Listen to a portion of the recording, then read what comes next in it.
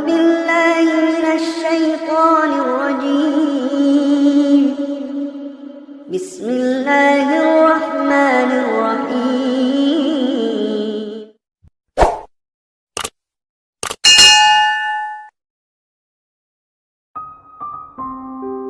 Assalamualaikum warahmatullahi wabarakatuh. Tak sedikit orang tua yang membiarkan anak-anaknya, terutama laki-laki, saat buang air kecil sambil berdiri, sehingga anak terbiasa sampai ia dewasa melakukan hal tersebut. Bahkan ada yang sampai tidak membersihkannya atau tidak cebok. Padahal air kencing itu najis yang menyebabkan terhalangnya ibadah.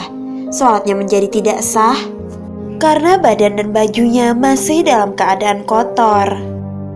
Islam datang dengan membawa aturan. Berbagai hal telah ada aturannya dalam Islam, termasuk soal menghilangkan najis.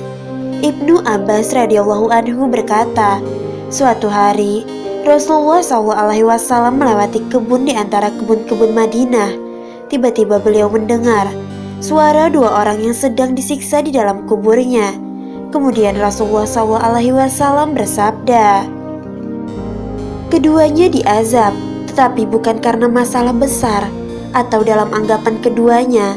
Lalu beliau bersabda, benar, dalam riwayat lain, sesungguhnya ia masalah besar. Salah satunya tidak meletakkan sesuatu untuk melindungi diri dari percikan air kencingnya, dan yang satu lagi suka mengadu domba. Hadis riwayat Bukhari. Nabi SAW mengabarkan bahwa kebanyakan azab kubur disebabkan oleh buang air kecil. Hadis riwayat Ahmad. Termasuk tidak cebok setelah selesai buang air kecil.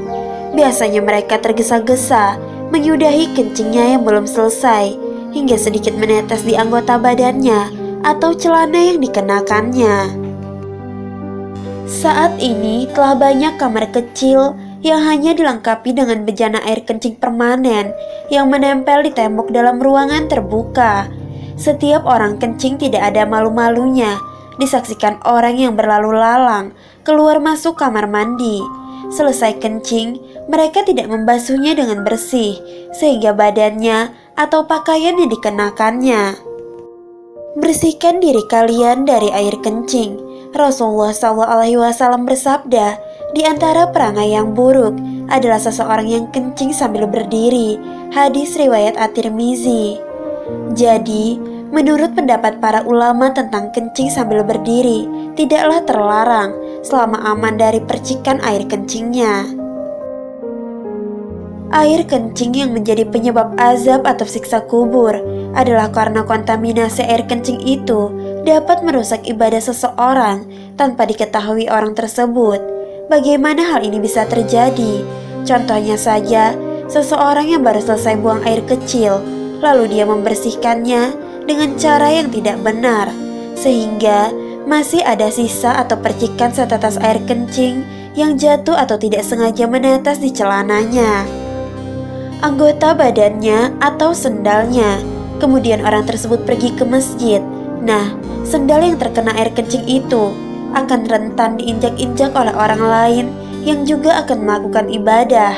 Maka tanpa disadari, najis pula lah orang-orang yang menginjak sendalnya, sehingga tidak hanya dirinya yang merugi, tapi juga dapat merugikan orang lain yang akan beribadah. Sahabat belajar Islam yang dirahmati Allah, itulah sekilas tentang buang air kecil. Jadi, berhati-hatilah dalam mensucikannya dari najis tersebut. Semoga video ini dapat memberi manfaat bagi para pendengar semua. Sekian dan terima kasih. Wallahu a'lam bishawab. Wassalamualaikum warahmatullahi wabarakatuh.